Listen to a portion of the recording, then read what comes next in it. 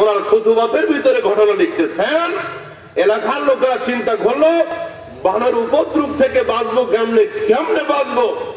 সকলে সিদ্ধান্ত নিল রুটির ভিতরে খাবারের ভিতরে বিষ মাখায়া চতুর্দিকে ছড়িয়ে ছিটিয়ে রাখো, বানরগুলি খাবে, মারা যাবে আর আমাদেরকে ডিস্টার্ব করবে না, কারণ এটা চুরি করে ওই খাদ্য চুরি করে, খুব ডিস্টার্ব করে বানরে। লোকগুলি সিদ্ধান্ত মোতাবেক রুটির ভিতরে বিষ মাখায় ঘরের চতুর্দিকে ছড়িয়ে ছিটিয়ে রাখলো বিষ মাখানো রুটি। যাকে যাকে জঙ্গল থেকে বানর আসতে লাগলো। আমার বন্ধুগণ, লোকেরা খুব খুশি, আজকে বান্দর খাবে আর দুনিয়া থেকে বিদায় নিবে। কিন্তু ওরা লক্ষ্য করে দেখলো প্রতিদিন তো বান্দর খায়, কিন্তু আজকে রুটিগুলি মুখে দেয় না, নাকের কাছে টেস্ট মেশিনে পরীক্ষা করতেছে, এর ভিতরে কোন সামথিং ইজ রং, রুটির ভিতরে কোন ঝামেলা আছে, এটা টেস্ট মেশিনে ধরা খেয়ে গেছে। কারণ বানরের একজন রব আছে, রহমান, তিনি হলেন কে? বানরগুলি রুটি ফেলে দিয়ে জঙ্গলের দিকে চলে গেল। এলাকাবাসী বড় খুশি, রুটি খা খা না খা, ভয়ে এলাকা ছাড়লেই বাসি। ওরা খুব খুশি হয়ে গেল।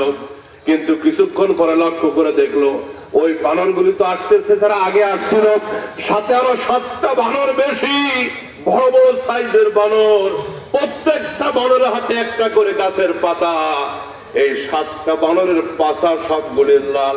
এই 7টাই MBBS ডাক্তার। এগুলি কি ডাক্তার? আরো জোরে বলেন। লোকগুলি লক্ষ্য করে দেখল জঙ্গল থেকে বানরগুলি যে গাছের পাতা এনেছে, ওই একটা করে গাছের পাতায় কামড় দেয়, আর এক খানোর বিষ মাখানো রুটিতে কামড় দেয়, গাছের পাতায় কামড় দেয়, রুটিতে কামড় দেয়। এইভাবে পাতার সাথে সাথে সমস্ত বিষ মাখানো রুটিগুলিও খতম হয়ে গেল। বিষের প্রতিক্রিয়া একটা বানর মারা যাবে দূরের কথা, পেটের অসুখ পর্যন্ত হলো না। এই রুটির ভিতরে বিষ মাখানো, এই রুটি খাইলে মারা যাব, জানটা শেষ হয়ে যাবে। ওই গাছের পাতার ভিতরে বিষের প্রতিষেধক ঔষধ আল্লাহ পাক দিয়েছেন। ওই গাছের পাতার পরিচয় বানরকে জানায়া বানরগুলির জীবন বাঁচানোর ব্যবস্থা যিনি করলেন তিনি কে? আর রহমান আল্লামাল কুরআন খালাকাল ইনসান আল্লামাহুল বায়ান। এবার মানুষের দিকে আসেন। বহু বলা যাবে, বহু বলা যাবে। এই শীতকালে আপনারা সোয়েটার লাগাইছেন। আমার বন্ধুগণ, ওই যে শীত প্রধান রাষ্ট্র যেগুলা, ওইগুলা 12 মাস শীত থাকে। পেশাব করলে বরফ হয়ে যায়, থুতু ফেললে বরফ হয়ে যায়। ওই রাষ্ট্রের কুকুর আর বাংলাদেশের কুকুর কিন্তু একরকম না। অনেকে ভাবতেছেন একরকম না, তার ব্যাখ্যা মনে হয় ওই দেশের কুকুর ইংলিশে কথা কয়, আমগো দেশের বাংলায়। এই রকমের একরকম না। না, যে শীত প্রধান দেশের মানুষগুলি শীত থেকে বাঁচার জন্য সোয়েটার ব্যবহার করে, হিটার ব্যবহার করে, কিন্তু জঙ্গলের পশু পাখিগুলি রে সোয়েটার কে দিবে, হিটার কে দিবে? এই জন্য ওই দেশের পশুগুলির কম্বলের মতো মোটা মোটা পশম দিয়ে দিয়েছে আল্লাহ। ওদের জন্য 12 মাসের সোয়েটার তাদের মালিক রহমান আল্লাহ গায়ে লাগায়া দিছে। আল্লাহু আকবার, আল্লাহু আকবার। আমার ভাইরা, মায়ের পেটের ভিতরে ছিলাম আমরা, মাতৃগর্ভে। আজ পর্যন্ত পৃথিবীর কোন মেডিকেল সায়েন্স, পৃথিবীর কোন চিকিৎসা বিজ্ঞানী মাতৃগর্ভে মায়ের পেটে খাদ্য পৌঁছার পন্থা আবিষ্কার করতে পারে নাই। মাতৃগর্ভে একমাত্র সন্তানের খাবারের ব্যবস্থা করলেন কে? তিনি যে রহমান, তিনি যে দয়ালু। আল্লাহ রাব্বুল আলামিন মায়ের মাসিকে রক্ত বন্ধ করে দিলেন, সন্তানের নাভির সাথে কানেকশন করে দিলেন। ওই রক্তটা নাভির সাথে আল্লাহ রাব্বুল আলামিন সন্তানকে আল্লাহ খাওয়াচ্ছেন মুখ দিয়ে না, মুখটা আল্লাহ পাক পবিত্র করে রাখলেন। কারণ বান্দা, ওই মাসিকের নাপাক রক্ত আমি আল্লাহ তোমার মুখ দিয়ে খাওয়াইতে চাই না, কারণ ওই জবানটা পবিত্র রেখে দিলাম। কারণ দুনিয়াতে আসলে ওই পবিত্র জবান দিয়া আমার পবিত্র জিকির করা লাগবে, লা ইলাহা ইল্লাল্লাহ, লা ইলাহা ইল্লাল্লাহ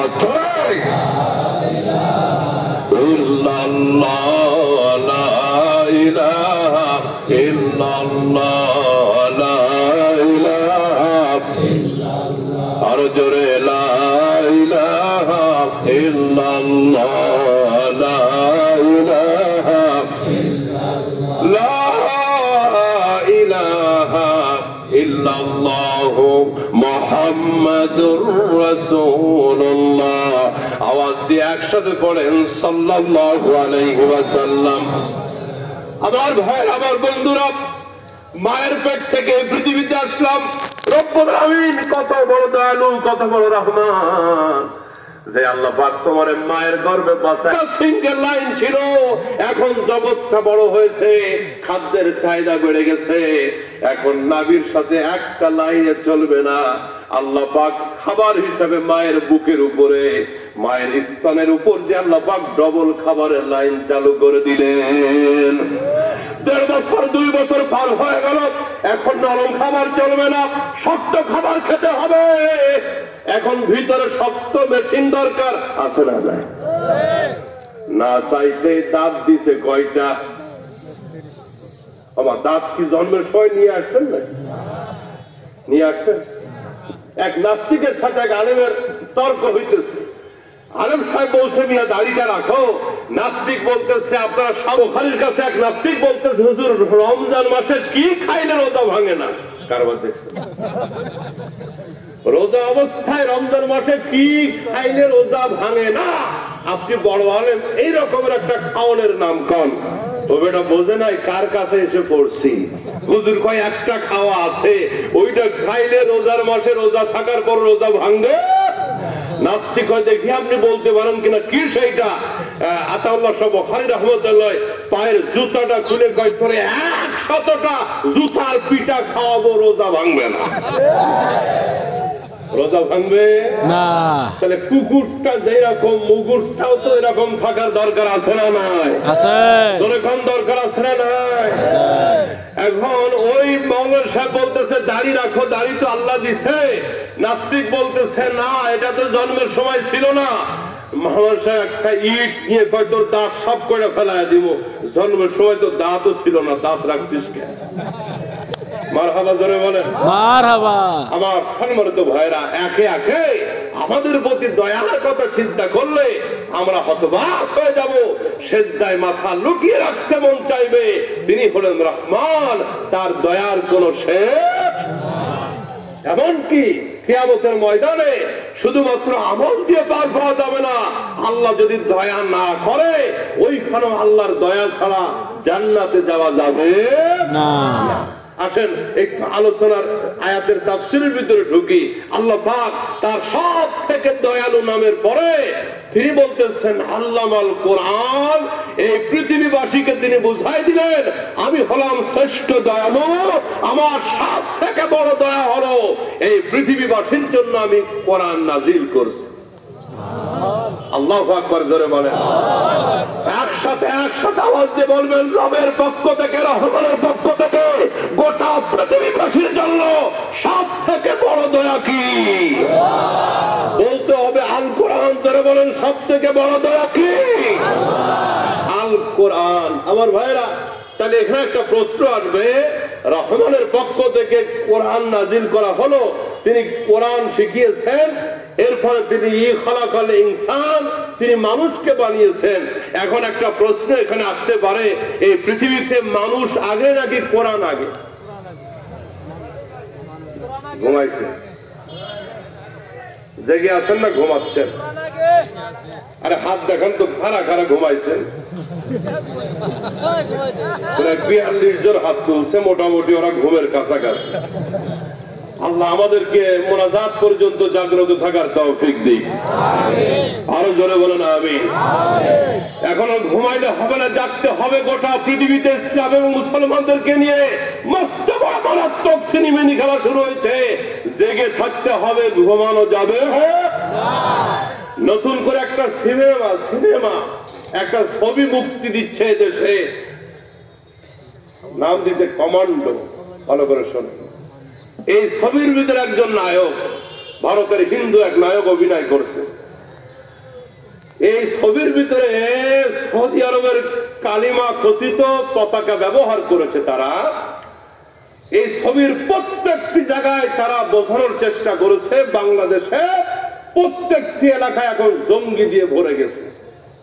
নাউজুবিল্লাহ জোরে বলেন। আমি আমার দেশের সরকারকে বলতে চাই, আল্লাহ শুকরিয়া যে বাংলাদেশে কোন ধর্মীয় সহিংসতা কিন্তু নাই। এদেশের মুসলমানেরা কোন হিন্দুর উপরে আক্রমণ হামলা করে। যে দেশের নায়ক দিয়ে ছবি করা হয়েছে ভারতের নায়ক, লক্ষ্য করে দেখো সেই ভারতের বুকে দাঙ্গা করে কত লক্ষ লক্ষ মুসলমানকে তারা হত্যা করেছে। আর বাংলাদেশে এদেশের মুসলমানদের কাছে এদেশের হিন্দুরা মায়ের কোলের সন্তানের মতো নিরাপদ। আমি সরকারকে পরামর্শ দিয়ে বলতে চাই, ছবিটা যেন মুক্তি না হয়, এই ছবির সেন্সার বোর্ড যেন বাতিল করা হয়, মুক্তিকে বাতিল করা হয়। এই ছবিটা প্রকাশ করে এই ছবিটা হলে হলে চালিয়ে যদি এদেশের মুসলমানদেরকে বিশ্বের বুকে জঙ্গি প্রমাণ করার অপচেষ্টা করা হয়, জাগ্রত হব আমরা, প্রতিবাদ করবো আমরা। ঠিক কেন বলেন মুসলমান?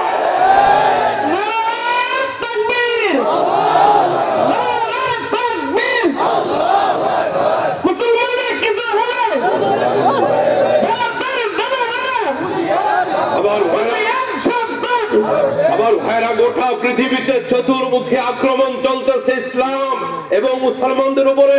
কোথাও মসজিদ ভাঙা হচ্ছে, কোথাও মুসলমানদেরকে জ্বালিয়ে দেওয়া হচ্ছে। গত 3 দিন আগে শ্রীলঙ্কায় এক মুসলমান বাচ্চাকে পুড়িয়েছে তারা। নাউজুবিল্লাহ ধরে বলেন। ওই ফিলিস্তিনের স্বাধীন ভূমিতে মুসলমানদেরকে পাখির মতো গুলি করতেছে ইহুদির বাচ্চারা। গত কিছুদিন আগে ফ্রান্সের বুকে রসুলের ব্যঙ্গচিত্র এঁকেছে তারা, কার্টুন এঁকেছে, মুসলমানদের কলেজে আঘাত দিয়েছে। ওরা দেখতে চায় মুসলমান আসলে জেগে আছে না ঘুমায় গেছে। আমরা কি ঘুমায় যাব না জেগে থাকবো? মুসলমান কিন্তু বাঘের জাতি, জাগলে তোদের কোনো উপায় থাকবে না। আচ্ছা, হঠাৎ করে রাতের বেলা আপনি বের হয়েছেন পেশাব করতে, উঠোনে দেখেন যে 100 বিড়াল, কি পরিমাণ ভয় পাবেন আপনি? হ্যাঁ, 1000 বিড়ালের মাথা দেখে কি ভয় পাবেন? একটা যদি রয়্যাল বেঙ্গল টাইগারের মাথা দেখা যায়,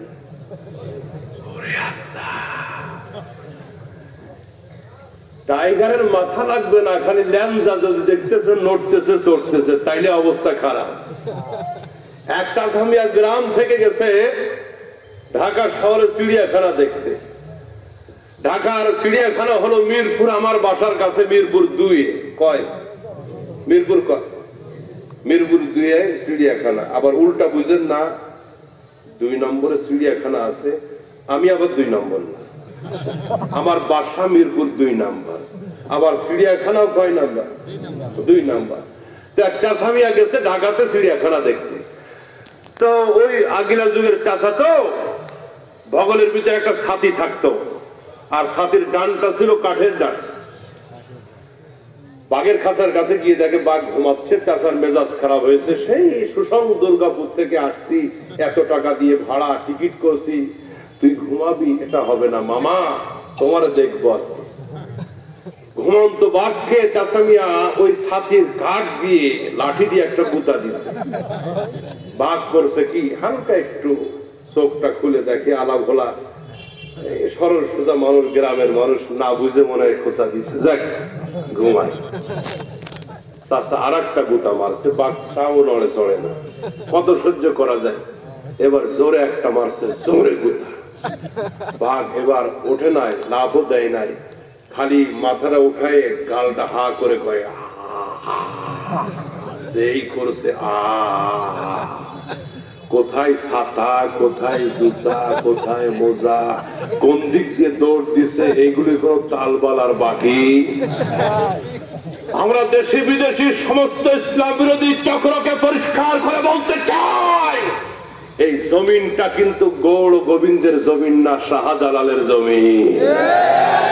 অলিয়া উলিয়ার বাংলাদেশ, শহীদ গাজীর বাংলাদেশ, রহম করো আল্লাহ। বলেন ওলি আল্লাহর বাংলাদেশ শহীদ গাজীর রহম করো আল্লাহ, কবুল করো আল্লাহ। আমাদেরকে কবুল করুক, ধরে বলেন আমিন। আমরা সমস্ত দেশি বিদেশি চক্রকে পরিষ্কার করে বলতে চাই, বহুত খেলা হয়েছে, জুলুম হয়েছে, এখন থেকে জুলুম বন্ধ করো, খেলা বন্ধ করো। জাগ্রত হয়েছে গোটা পৃথিবীর পরে 200 কোটি মুসলমান। আর যদি আঘাত করা হয়, লাঞ্ছিত করা হয়, রসুলকে বেইজ্জতি করা হয়, ঐক্যবদ্ধ হয়ে প্রতিবাদ করবো, পালানোর পথ খুঁজে পাবে না। আল্লাহ আমাদেরকে শক্তিশালী ভূমিকা নিয়ে জাগ্রত থাকার তৌফিক দান করুক, আমিন। এই পৃথিবীতে আগে আসছে কোরআন নাকি মুসলমান? মানুষ। মানুষ নাকি কোরআন? মানুষ।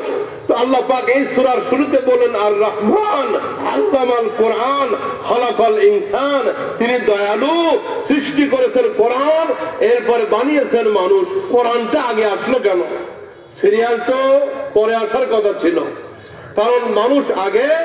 এই সূরার ভিতরে আল্লাহ পাক কোরআনের সিরিয়ালটা আগে দিয়েছেন, মানুষের কথা পরে দিয়েছেন।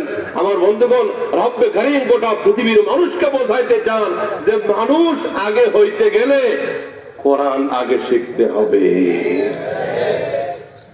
কোরআন যার ভিতরে নাই, ওইটা হাতে পায়ের মানুষ, ওইটা আসলে মানুষ হবে? আসলে মানুষ কেমন হবে? আমিরুল মুমিনিন খলিফাতুল মুসলিমিন হযরত ওমর, খুব ভালো করে শুনবেন আসল মানুষ কি। এই হযরত ওমর রাসূলের মাথা কাটতে এসেছিল, রাসূলকে হত্যা করতে এসেছিল হযরত ওমর। তিনি তখন হাত পাওয়া মানুষ ছিলেন, আসল মানুষ তখনো হন নাই।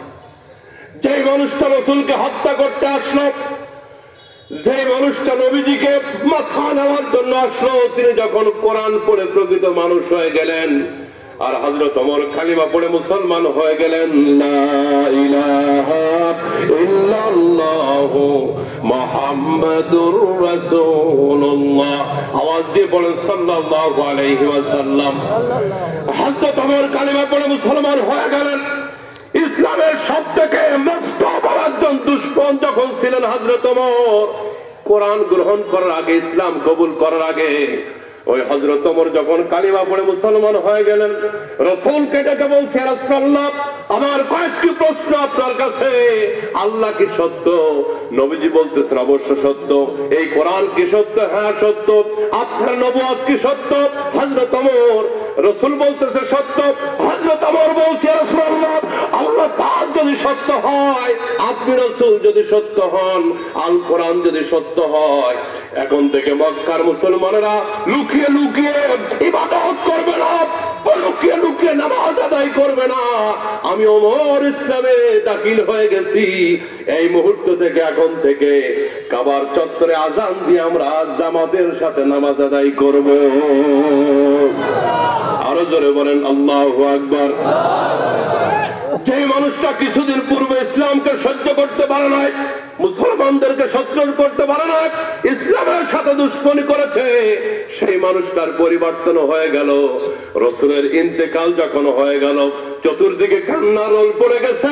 হযরত ওমর তো নবীজিকে হত্যার জন্য এসেছিলেন ইসলাম কবুলের আগে, আর এই ওমরের পরিবর্তন হয়ে কেমন প্রকৃত মানুষ হয়ে গেলেন। হযরত ওমর রাসূলের মৃত্যুর পরে খোলা তরবারি নিয়ে দাঁড়িয়ে গেছে মদিনাতে, ডেকে বলতেছে, মদিনার লোকেরা, একটা লোক যদি বলো নবীজি মৃত্যুবরণ করেছে, আমি ওমরের তরবারি থেকে কেউ তাকে রেহাই করতে পারে না। নবীজি মারা গেছেন, ওমর এই কথাটাও সহ্য করতে পারে না। আল্লাহু আকবার, জোরে বলেন আল্লাহু আকবার। কি পরিমাণ নবীকে ভালোবাসছেন হযরত ওমর, ইসলামকে ভালোবাসছেন হযরত ওমর। শুধু তাই নয়, কোরআনওয়ালা প্রকৃত মানুষের আখলাক কেমন হবে? দুর্গাপুরের ভাইরা, ওই মানুষটা একেবারে রাখাল থেকে শুরু করে, যার ভিতরে কোরআনের নূর আদর্শ থাকবে, রাখাল থেকে প্রেসিডেন্ট পর্যন্ত আল্লাহওয়ালা সোনার মানুষ হয়ে যাবে। কথা বলেন ঠিক কিনা? হযরত ওমর যখন মদিনার খলিফা হলেন, ভালো করে শুনবেন, একদিন রাতের বেলা হযরত ওমর ঘুরতেছেন ছদ্মবেশে, মদিনার মানুষগুলি ঘুমায়, মদিনার খলিফা ওমরের চোখে ঘুম নাই, কারণ তার ভিতরে প্রকৃত কোরআনের আদর্শ ঢুকে গেছে। সুবহানাল্লাহ। চলতে চলতে হযরত ওমর মরুভূমির ভিতরে লক্ষ্য করলেন গাছের গোড়ায় টিম টিম করে বাতি জ্বলতেছে, বুঝতে পারলেন না ব্যাপারটা কি। দূর থেকে চেষ্টা করলেন বোঝার জন্য, হাঁটি হাঁটি পা করে ওই খেজুর বৃক্ষে একটা গাছের গোড়ায় চলে গেলেন হযরত ওমর। লক্ষ্য করলেন তাবু গাড়া, ওই তাবুর ভিতর থেকে একটা লোক বারবার বের হয়, আবার তাবুর ভিতরে ঢুকে। লোকটার চেহারার ভিতরে পেরেশানি আর ভীতির ছাপ। হযরত ওমর বড় আশ্চর্য হয়ে গেলেন, ব্যাপারটা কি রে। কাছে গিয়ে হযরত ওমর সালাম দিয়ে দিলেন।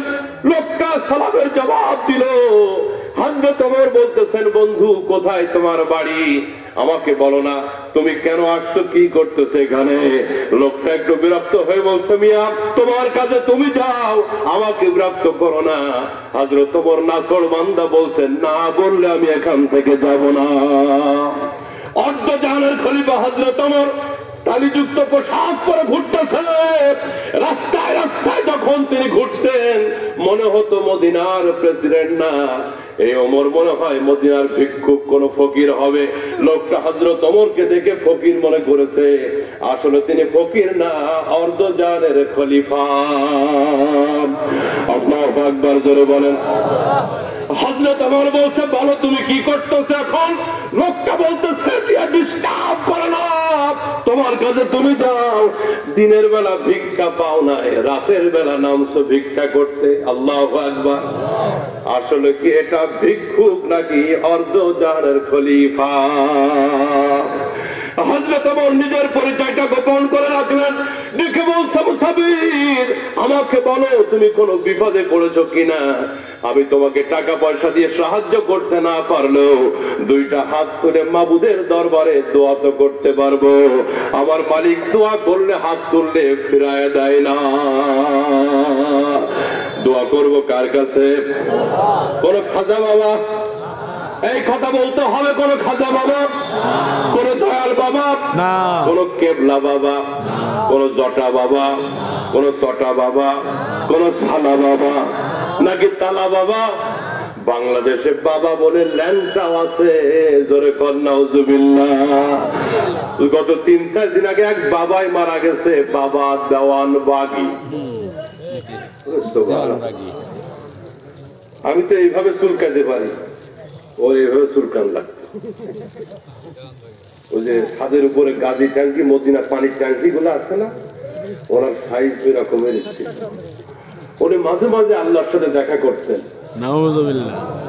আর সারা জীবন তার দাবি ছিল তিনি হযরত ফাতেমার স্বামী। নাউজুবিল্লাহ, জোরে বলে। এই উনি দাবি করতো উনি নাকি হযরত ফাতেমার স্বামী। উনি স্বপ্নে দেখছে একবার যে ঢাকা এবং ফরিদপুরের মাঝখানে একটা ময়লার ডাস্টবিনের ভিতরে নবীজি উলঙ্গ হয়ে পড়ে আছে। জোরে বলতে হবে নাউজুবিল্লাহ। আহারে মুসলমান, এর বিরুদ্ধে অনেক সংগ্রাম হয়েছে ওলামায়ে কেরামের। শেখুল হাদিস রাহমাতুল্লাহি আলাইহি, চরমনার মরহুম পীর সাহেব রাহমাতুল্লাহ আলাইহি, মুফতি আমিনী এই শয়তানটার বিরুদ্ধে বহুত আন্দোলন করছে, কিন্তু এগুলিকে রাষ্ট্র প্রোটেক্ট করে, রাষ্ট্র পালে এগুলি নেই। নবীজিকে এত ব্যঙ্গ, এত সভ্য ভাষায় কথাবার্তা বলেছে, এগুলি কোনো শাস্তি হয় না। কিন্তু ওলামায়ে কেরাম নবীজির কটূক্তির প্রতিবাদে যদি কোনো সমাবেশ করে, মিছিল করে, ওইখানে আক্রমণ, হামলার, পুলিশের গুলি চলে। গত বছর সেই ঘোড়ার কথা আমরা ভুলে যাই নাই। এক হিন্দু ছেলে রসুলকে কটূক্তি করেছিল, ব্যঙ্গ করেছিল, রসুলের বাজে ছবি ফেসবুকে প্রকাশ করেছিল। ঘোড়ার তাওহীদে মুসলমানেরা এটার প্রতিবাদ করেছিল। পুলিশে গুলি করে 3 জনকে হত্যা করেছিল গত বছরের ঘটনা ঘটায়। ওরা এত আকাম কুকাম করে, ওদের কিছু হয় না। আর এদেশের আলেমরা কোন অন্যায়ের প্রতিবাদ করলে এখানে গুলি হয়, লাঠিচার্জ হয়। আহা, আমার বন্ধুগণ, যুগে যুগে রাসূলের সাথে দুশমনি যারা করেছে তাদের কোনো ভালো পরিণতি হয় নাই, ঠিক কিনা জোরে বলে। আজকের মাহফিলের তরুণ যুবকদেরকে বলতে চাই, কে বিএনপি করি, কে আওয়ামী লীগ করি, ছাত্রলীগ করি, ছাত্র দল করি, এগুলোর কোন পরিচয় আমাদের কাছে নয়। একটাই পরিচয় আমাদের, আমরা মুসলমান, বিশ্বনবীর সৈনিক। আমরা কাজে রসুলকে অপমান করে যদি কেউ বাজে কথা বলে, এতদিন পার পেয়ে গেছে, এখন থেকে আর পার পেতে দেওয়া হবে না। রসুলের ইজ্জতকে যদি কেউ ছিনিমিনি খেলতে চায়, বাজে কথা বলতে চায়, জিন্দা মাটিতে দাফন করে দেওয়া হবে ইনশাআল্লাহ। ভারতে রসুলের বিরুদ্ধে একজন বই লিখেছিল, রঙ্গিলা রসুল, রসুলের চরিত্রের উপর আঘাত করে এই বইটা লিখেছিল। আমার বন্ধুগণ, আমাদের দেশেও এই ধরনের বই লেখা হয়েছে। হুমায়ুন আজাদ জাহান্নামের কীট, চলে গেছে জাহান্নামে, নাস্তিক।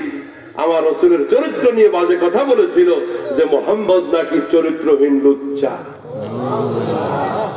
কষ্ট লাগে না বলেন? আমি আমার দেশের আলেমদেরকে বারবার বলে আসতেছি, যাদের জীবন শুরু থেকে শেষ পর্যন্ত ইসলামের বিরোধিতায়, এই সমস্ত নাস্তিক বেঈমানগুলির জানাজাকে বয়কট করতে হবে। কোন নাস্তিকের জানাজা বাংলায় হবে না।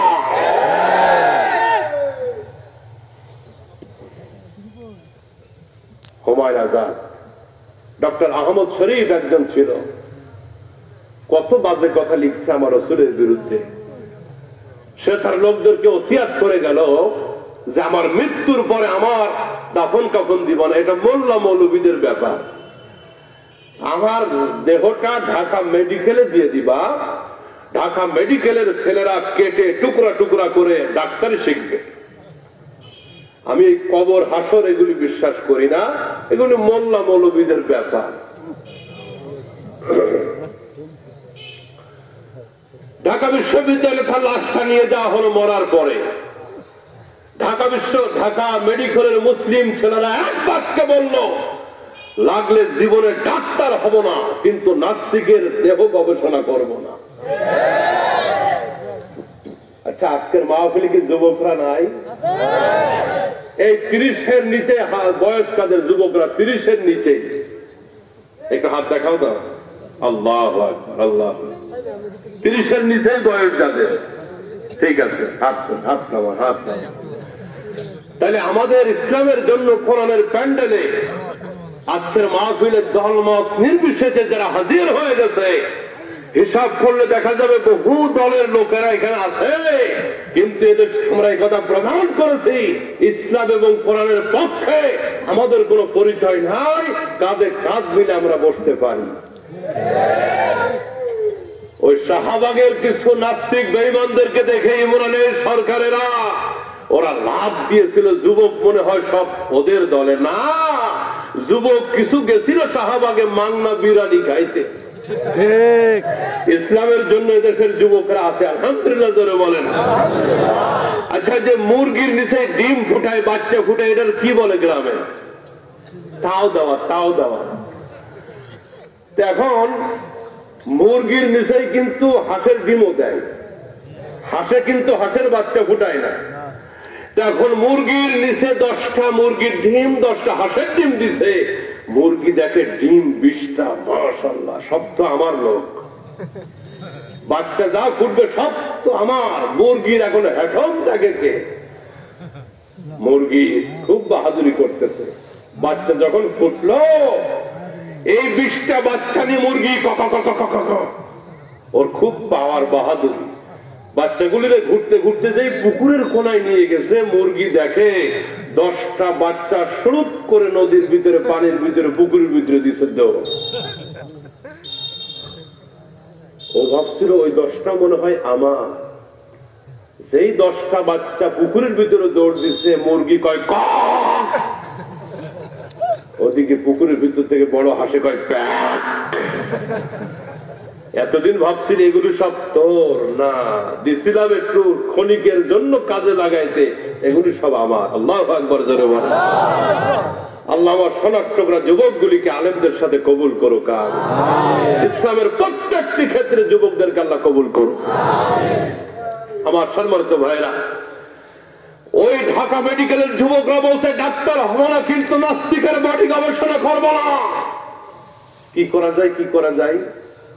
ঢাকা মেডিকেলের ইমাম সাহেব বরিশালের মানুষ উনি আগেই ভাবছে চাকরি গেলে যাক এর জানাজা নাই। আল্লাহু আকবার। মুয়াজ্জিন সাহেবকেও খুঁজে পাওয়া যায় না, জানাজা পড়াবে কে? শেষে খাদেম সাহেবরে জোর করে দাঁড় করায় দিয়েছে লাশের সামনে। উনি কোন রকম আল্লাহু আকবার দিছে পড়ায়, লোকেরা ধরছে খাদেমরে, জানাজা পড়াইলেন কেন? উনি বিপদে পড়ে কই পড়াইছি ওযু করি না। যা পড়াইছি ওযু টজু করি।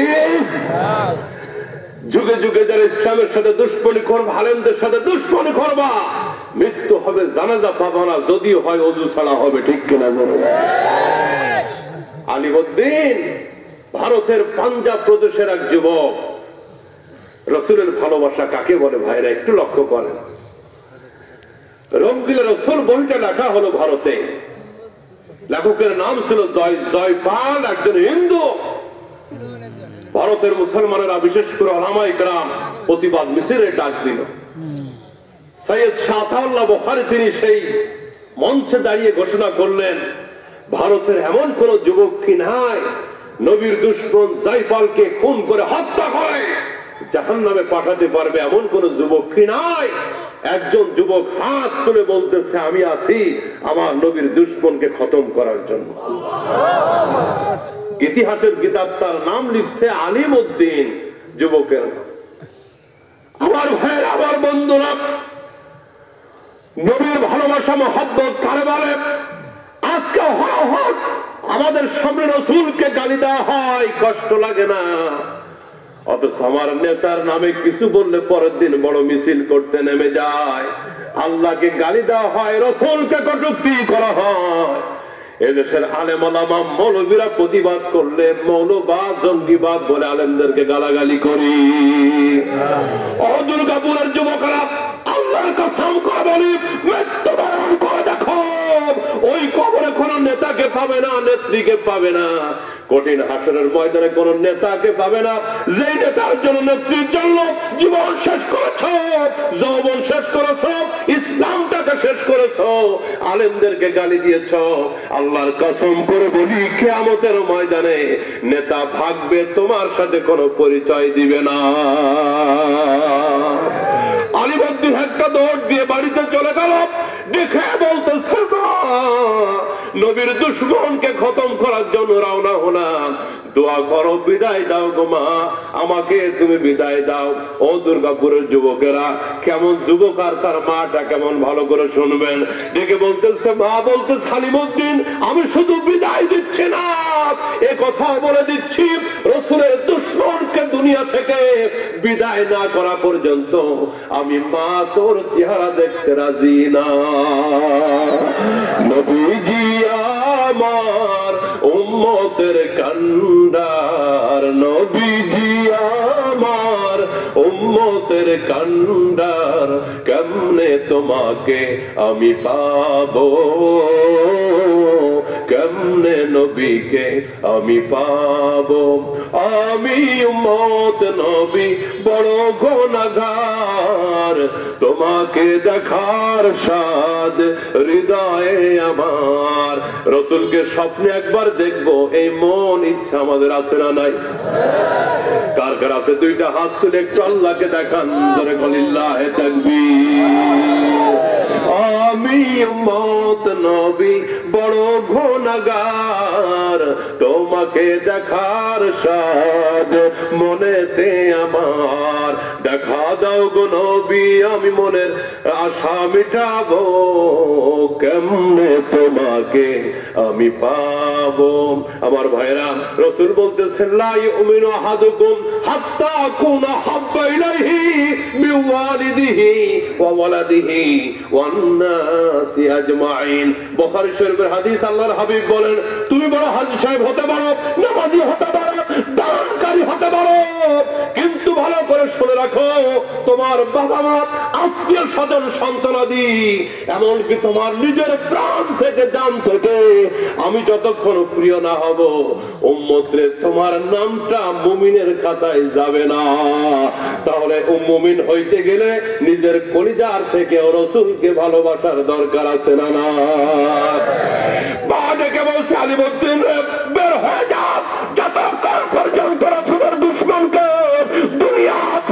আদায় করতে না পারবি, আমি মা তোর চেহারা দেখতে চাই না।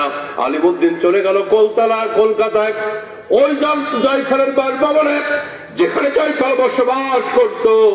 আলিমুদ্দিন চলে গেল ছদ্মবেশে, গিয়ে সে লেখকের ভক্ত সাজছে, লোকদেরকে বলতেছে আমি লেখকের খুব ভালো ভক্ত, আমি একজন মুসলমান হইলেও আমি খুব খুশি হয়েছি যে সে নবীর বিরুদ্ধে একটা বই লিখছে, আমি খুব খুশি হয়েছি। যুগে যুগে এই রকমের মুসলমান কি বাংলাদেশে আছে না? এদেশে মাদ্রাসা বন্ধ হয়ে যাক, খুশি হয়, এইরকম মুসলমান কি নাই? এদেশের মেয়েরা পর্দা না করুক, বোরকা ছাড়া চলুক, অশ্লীলতা পালা ছড়িয়ে পড়ুক, এই রকমের মুসলমান কি না? ওই যে একজন কয়েকদিন আগে বলছে, নাস্তিকটার নাম বলতেছি না আমি, বোরকা পরলে বলে শরীরের ক্ষতি হয়। আস্তে করে নাউজুবিল্লাহ, না আরো আস্তে করে, ওই পিস দিয়ে কয় আউজুবিল্লাহ, আর জোরে খন না নাউজুবিল্লাহ। বোরকা বললে কি শরীরের ক্ষতি হয়? সারা দুনিয়া যখন করোনা আক্রান্ত হয়ে গেছে, তখন দুনিয়ার সব ক্ষতি থেকে বাঁচার জন্য ডাক্তাররা আগেই কইছে আগে বোরকায় ঢোকো, আগে নেকাব লাগাও, আগে হেজাব লাগাও। এমন বোরখার ভিতরে দুনিয়ার ঢোকাইছে আল্লাহ, বন্দুকের গুলিও সহজে ঢুকবে না। কথা বলেন ঠিক কিনা? আমার সম্মানিত ভাইরা, ওই আরেকজন কিছুদিন আগে বলল যে শুদ্ধ করে সালাম দিলে জঙ্গিবাদের আলামত। কোন জায়গায় যাবো, কি ওয়াজটা করবো, সর্বাঙ্গে ব্যথা, সব দিব কোথা? টিভি টকশোর ভিতরে একজন বললো, টেলিভিশনের ভিতরে যে যারা শুদ্ধ করে সালাম দেয়, আসসালামু আলাইকুম, এভাবে যারা সালাম দেয়, এটা জামাত বিএনপি আর জঙ্গিবাদের লক্ষণ। নাউজুবিল্লাহ, একটু টনটনে করে বলেন। ঢাকা বিশ্ববিদ্যালয়ের প্রফেসর, সে সাধারণ লোক না, আমার দুর্গাপুরের মুসলমান, একসাথে বলবেন যে লোকটা ঢাকা বিশ্ববিদ্যালয়ের অধ্যাপক প্রফেসর হয়ে একজন মুসলমানের কথা বলতে পারে, সত্য করে সালাম দিলে এটা জঙ্গিবাদের আলামত। এগুলি কি আসলে সমাজের শিক্ষিত না বলদ? শিক্ষিত না বলদ? এই রকমের বলদ কিন্তু বাংলাদেশে একটা দুইটা না। একজনকে প্রশ্ন করা হয়েছিল, এদেশ কৃষি প্রধান কেন? কৃষি প্রধান উনি বলছিলেন এজন্য যে এদেশে বলদের সংখ্যা বেশি, এই জন্য বাংলাদেশটা কৃষি প্রধান। এই জন্য বাংলাদেশটা কত পাগলের দেশ এটা। আর একজন কইছে আমি প্রতিদিন 70-80 রাকাত নফল পড়ি, আমি কি হুজুরদের থেকে কম আল্লাহওয়ালা? ওরে আল্লাহওয়ালা, 70-80 রাকাত নফল পড়লে বেটা ফরজ যে কখন পড়ে ওইটা আল্লাহ ছাড়া কেউ জানে না। আল্লাহ ছাড়া কেউ, ঠিক আছে পড়ো, আল্লাহ তাদের পড়ার তৌফিক দিন। তবে ব্রাহ্মণের জন্য চন্দ্র অভিযানে যাওয়া কোনোদিনও ভালো হবে না। এদের অবস্থা হয়েছে এই, আমি হুজুর আসলে ছাড়বো ইনশাআল্লাহ। অসুবিধা হচ্ছে না তো আপনাদের? আপনাদের অসুবিধা হয়েছে, আমার ডবল সুবিধা, তাড়াতাড়ি যাইতে পারবো। আপনাদের একদিন, আমাদের ব্যাগ দিন, বেশি ওদের ইচ্ছা নাই, বসে থাকেন। এদের অবস্থা হয়েছে, এরা কোন পর্যায়ের জ্ঞানী আর বুদ্ধিমান ভালো করে শোনেন। এক স্কুলে গেছে ইন্সপেক্টর স্কুল ভিজিট করতে, তো 5ম শ্রেণীর ক্লাসে গিয়ে ছেলেদেরকে প্রশ্ন করতেছে, ছেলেরা স্কুলের পাশে গাড়িটা রেখে হেঁটে হেঁটে আসতে আমার সময় লেগেছে 10 মিনিট, বলো তো আমার বয়স কত? পোলাপান খুব বিপদে পড়ছে, কারণ বাপ দাদা 14 গোষ্ঠীর জীবনে এই রকমের অঙ্ক শোনে না। স্কুলের পাশে গাড়িটা রেখে হেঁটে হেঁটে আসতে আমার সময় লেগেছে 10 মিনিট, বলো তো আমার বয়স কত? ছেলেরা লসাগু গসাগু যোগ বিয়োগ গুণ যত সূত্র আছে কোন দিক দিয়ে অঙ্ক মিলাইতে পারে না। শেষমেশ পিছনের বেঞ্চ থেকে একজন দাঁড়িয়ে বলছে আমি পারবো। আপনার বয়স কত বলতে? বলো কত, বলো কত? কয় বেশি হয় নাই, মাত্র 50 বছর। আসলেই 50, ঝড়ে বগ মারে আর ফকিরে সত্যি 50। ইন্সপেক্টর বলছে সত্যি তো মিলে গেছে। কেমনে বুঝলে আমার বয়স যে 50? কয় স্যার অঙ্কটা খুব বুঝে শুনে বের করছি, আপনি যে কোয়ালিটির প্রশ্ন করছেন তাতে হিসাব কিতাব করে দেখলাম আমাদের এলাকায় একটা পাগল আছে, মনু পাগলা, ও হচ্ছে হাফ পাগল, বয়স ওর 25 বছর। হাফ পাগল মনু পাগলার বয়স যদি 25 হয়, আপনি ফুল পাগল, চিন্তা করলাম 25 আর 25। এই রকমের পাগল ছাগল বাংলাদেশে বাড়তেছে, আল্লাহ ওদেরকে হেফাজত করুক, জোরে বলেন আমিন। এই জন্য সরকারকে বলবো, প্রশাসনকে বলবো, মসজিদ মাদ্রাসায় শুধু কোরআনকে বন্দী করে না রেখে প্রাথমিক লেভেল থেকে শুরু করে ভার্সিটির ভিতরে কোরআনের শিক্ষাকে বাধ্যতামূলক করে দেওয়া হোক। কে রাজি আছে না? খাদ্য তুলে দেখান।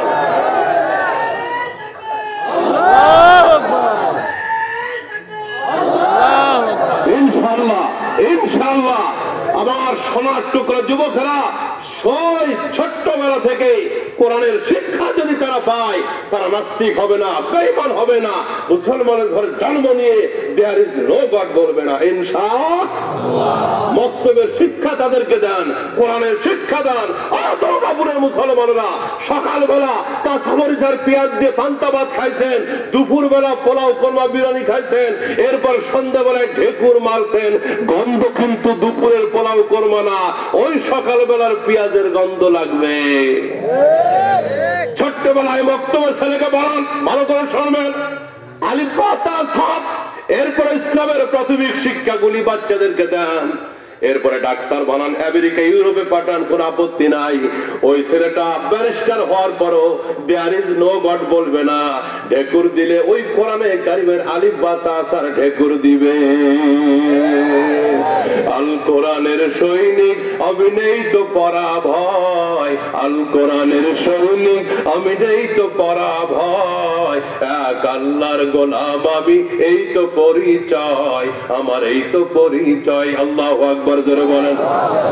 আমার ভাইরা, আমার বন্ধুরা, বলতেছিলাম আলিমউদ্দিন যুবক একজন বের হয়ে গেল, কলকাতায় জয়পালের বাড়িতে চলে গেছে। ডেকে বলছে, জয়পাল আমি তার সাথে দেখা সাক্ষাৎ করব। লোকেরা গেটে আটকে দিয়েছে। আলিমউদ্দিন বলছে, আমি মুসলমান হইল জয়পালকে ভালোবাসি, কারণ আমার নাম মুসলমান হইল, ইসলাম আমি পছন্দ করি না।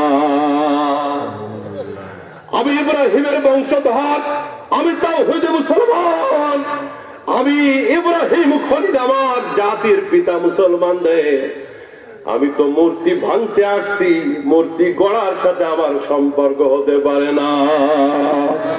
রাসূলুল্লাহর উম্মত আমি, এক আল্লাহর বান্দা, বাতিলের উচ্ছেদে আমার হয়েছে পয়দা। রাসূলুল্লাহর উম্মত আমি, এক আল্লাহর বান্দা, মূর্তির উচ্ছেদে আমার হয়েছে পয়দা।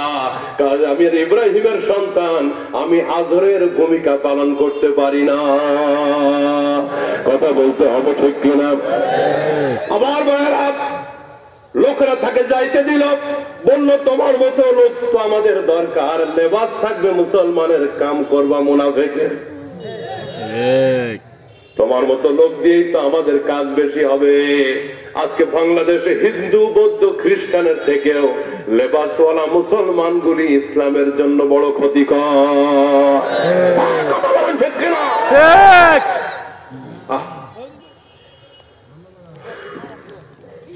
ঠিক আছে, যাও। আলিমউদ্দিন চলে গেছে একেবারে অন্দর মহলে জয়পালের কাছে, ভিতরে ছুরি রাখা। আজকে প্রেমের পরীক্ষা হবে, নবীর প্রেম। আজকে হয়তো তুই মরবি, নাইলে আমি মরবো, হয় তুই থাকবি না হলে আমি বিদায় হব, হয় আমি থাকবো নাহলে তুই বিদায় হবি, আমিও থাকবো তুইও থাকবি, এমন কি হবে না। ভিতরে ছুরিটা নিয়ে গেছে, রাসূলের দুশমনকে খতম করবে, নবীর শাফাত লাভ করবে। আলিমউদ্দিন বলছে, আমি আপনার কপালে একটা চুমা দিতে চাই, আমার একটা চুমা দেওয়ার সুযোগ দেন। জয়পাল তো খুব খুশি, চুমা একটা না, দুইটা না, আরো কিছু দে তুই, সমস্যা নাই।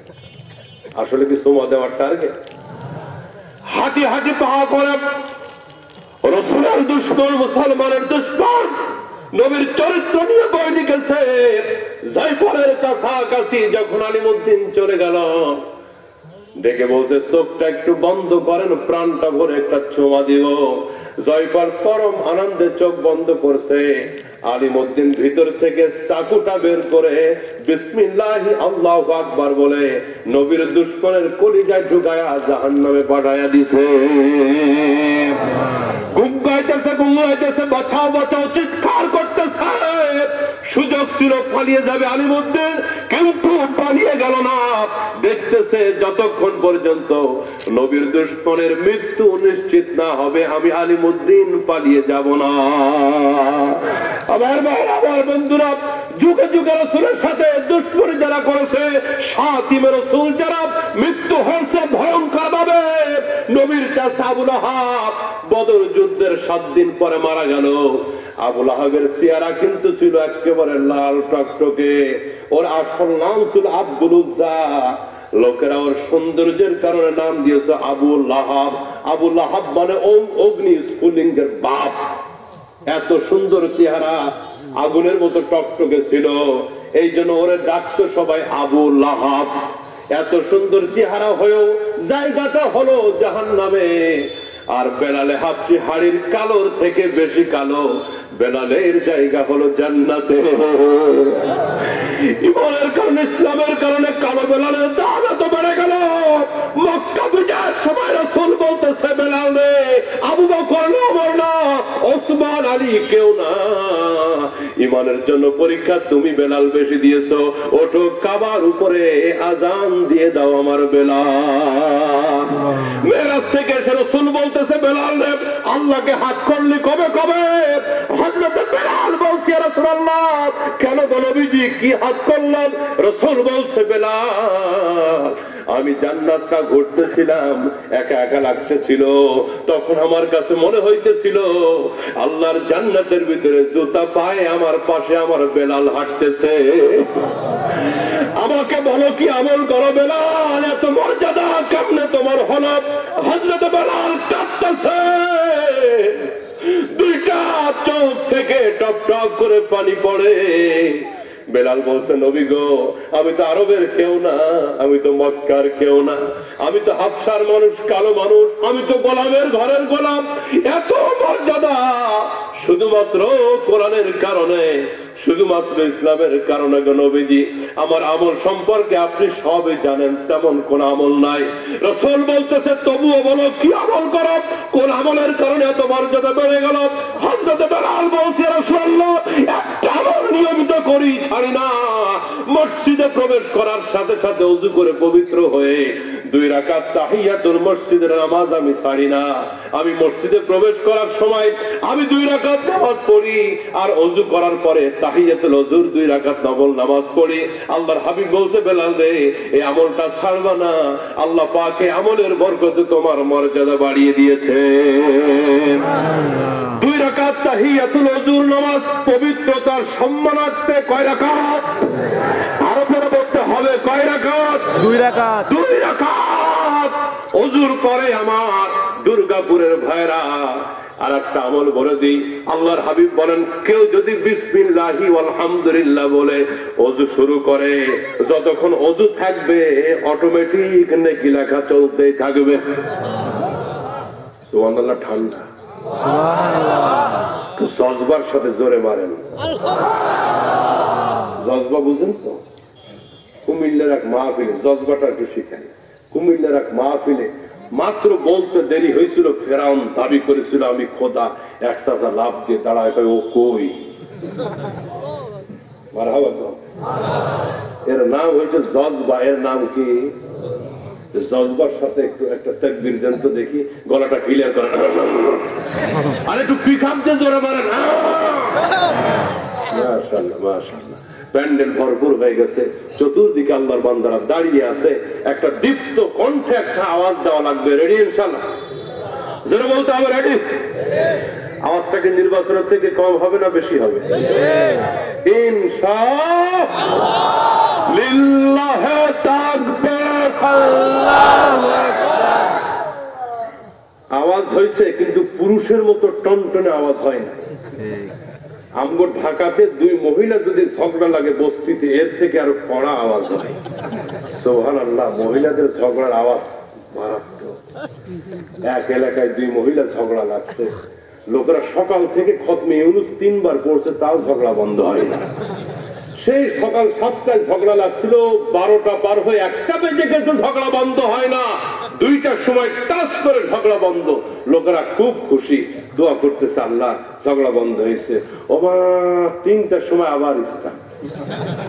দুই মহিলার কাছে লোকেরা কি বলছে, ব্যাপার কি? হঠাৎ করে 1 ঘন্টা বন্ধ, আবার শুরু। দুই মহিলা বলছে চলতেই থাকবে, বন্ধ হবে না। ওই 1 ঘন্টা ছিল রান্না খাওয়ার বিরতি। 1 ঘন্টা ছিল কিসের বিরতি? দুই মহিলা ঝগড়া লাগলে যে কি দশা হয়, পৃথিবীর আর কোন দেশের লোক টের না পাইলেও বাংলাদেশের লোক টের পাইতেছে। দুই মহিলা লাগলে জাতির অবস্থা কি হয় আমরা টের পাইতেছি। কথা বলেন ঠিক কিনা? আল্লাহ এই জাতির ভিতরে যোগ্য পুরুষের জন্ম দিক, জোরে বলে না আমিন। জোরে সরে পুরুষের মতো একটা তাকবীর দিবেন, লিল্লাহি তাকবীর, আল্লাহু আকবার, দিন ইসলাম, দিন ইসলাম জিন্দাবাদ, কোরআন সুন্নাহ আলো করে করে যাব, দুনিয়ার মুসলিম এক হও, দুনিয়ার মুসলিম এক হও, আওয়ামী বিএনপি এক হও, এক হও। আওয়াজ কমে গেল, দরকার আছে না? না আছে। এই যে আজকে কাঁধে কাঁধ মিলিয়ে বসে গেছি, কে কোন দলের কোন পরিচয় নাই, আমরা সকলে মুসলমান। আল্লাহু আকবার জোরে বলে। তাহলে বোঝা গেল পৃথিবীর কোথাও শান্তি না হইলেও কোরআন শান্তি দিতে পারে। কোরআনের প্যান্ডেলে দলাদলি নাই। সুবহানাল্লাহ জোরে বলে। আলিমউদ্দিন পালিয়ে গেল না, আলিমউদ্দিন পালিয়ে গেল। ও বলতেছিলাম যে ওযুর শুরুতে বিসমিল্লাহি ওয়াল হামদুলিল্লাহ বলেন নাকি? একসাথে বলেন, বিসমিল্লাহি ওয়াল হামদুলিল্লাহ। হাদিসের ভিতরে এসেছে কেউ যদি ওযুর শুরুতে এই দোয়াটা বলে বিসমিল্লাহি ওয়াল হামদুলিল্লাহ, যতক্ষণ পর্যন্ত তার ওযু থাকবে বিনা পুঁজির ব্যবসা নেকি ফেরেশতারা লিখতে থাকবে।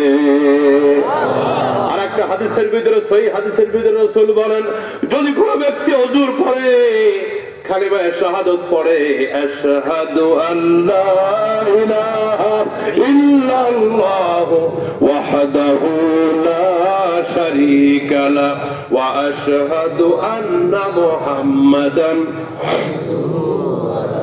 দিনের নবী বলতেছেন, কোন ব্যক্তি যদি কালেমা শাহাদাত করে ওযুর পড়ে, আল্লাহ রাব্বুল আলামিন তার উপরে এত খুশি হন, আল্লাহ পাক তার ইন্তেকালের পরে, মৃত্যুর পরে আল্লাহ পাক জান্নাতের 8টা দরজা তার জন্য ওপেন করে দিবেন।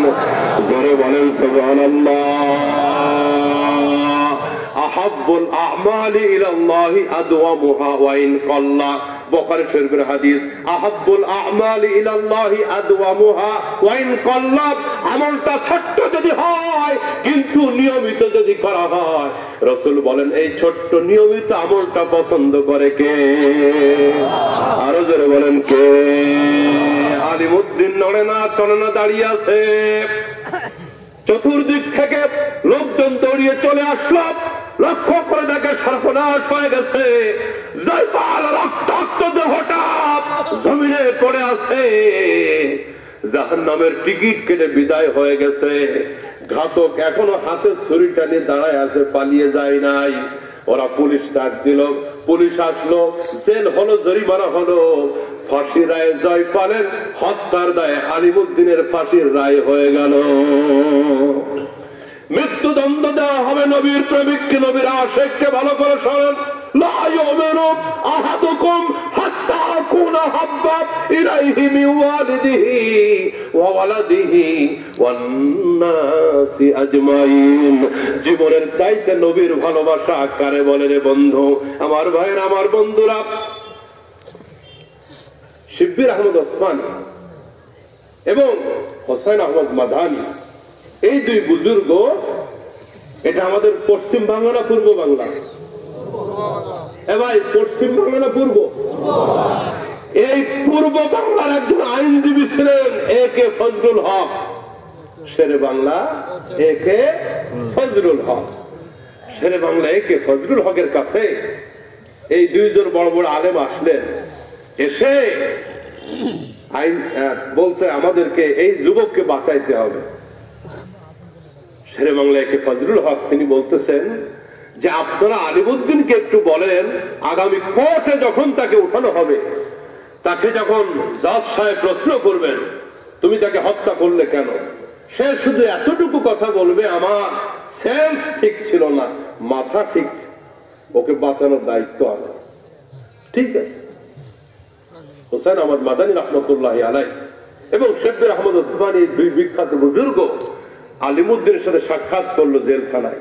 বললো আলিমউদ্দিন আগামী কোর্টে শুধু এতটুকু বলবো আমার সেন্স ছিল না, মাথা ঠিক ছিল না, তোমাকে বাঁচিয়ে দেওয়ার জিম্মাদার পূর্ব বাংলার একজন বড় আইনজীবী শেরে বাংলা একে ফজলুল হক। ও দুর্গাপুরের যুবকেরা, আলিমউদ্দিন লাফে দাঁড়িয়ে বলছে আমাকে বাঁচাতে চান আপনারা, কিন্তু আমি তো বাঁচতে চাই না,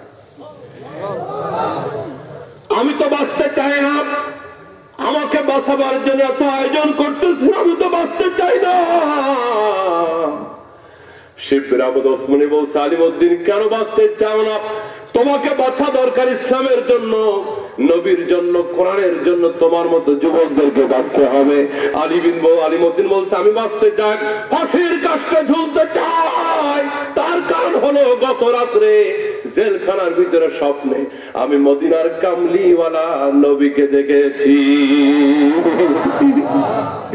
হৃদয়ে মোহাম্মদ, চেতনাই মোহাম্মদ, জীবনে মোহাম্মদ, মরণে মোহাম্মদ, হৃদয়ে মোহাম্মদ।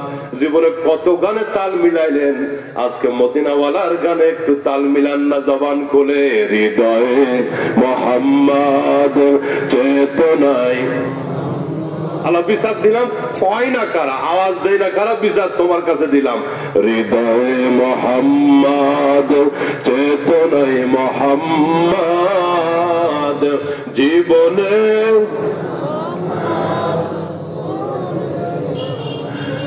কত ব্যথা কত ভাবে সয়েছ যে তুমি, তোমারই খুনে লাল তাই ফের ভূমি, ফেরেশতা এসে যাই ধ্বংসের হুকুম, লৌহ মাখা মোহাম্মদ প্রাণেতে হাসরাত, হে খোদা ক্ষমা করো এ তায়েফ বাসী, এরা চিনেনি যে আমি যে মোহাম্মদ, হৃদয়ে মোহাম্মদ, চেতনায় মোহাম্মদ, জীবনে মরণে তোমারই পথে চলে কত প্রাণ ঝরে যায়, কাঁদিয়া মিয়া জোতায় একা বসে নিরালাই,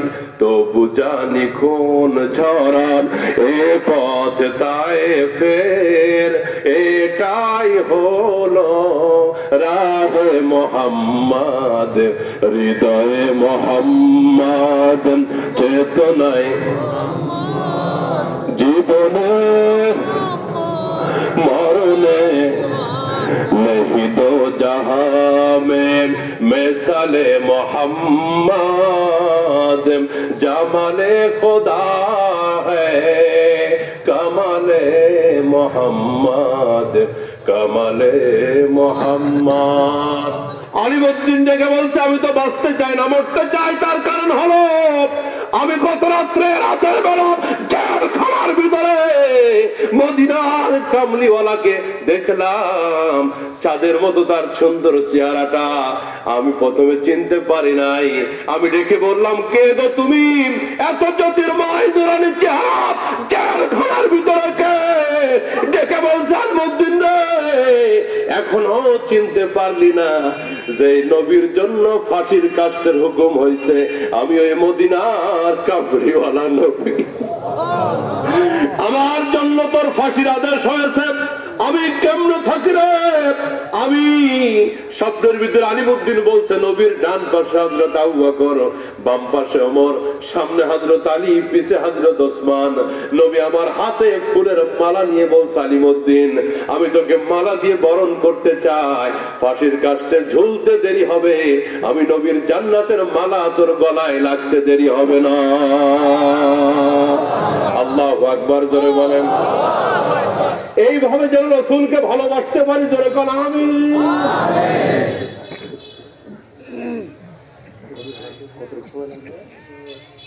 10-15 মিনিট।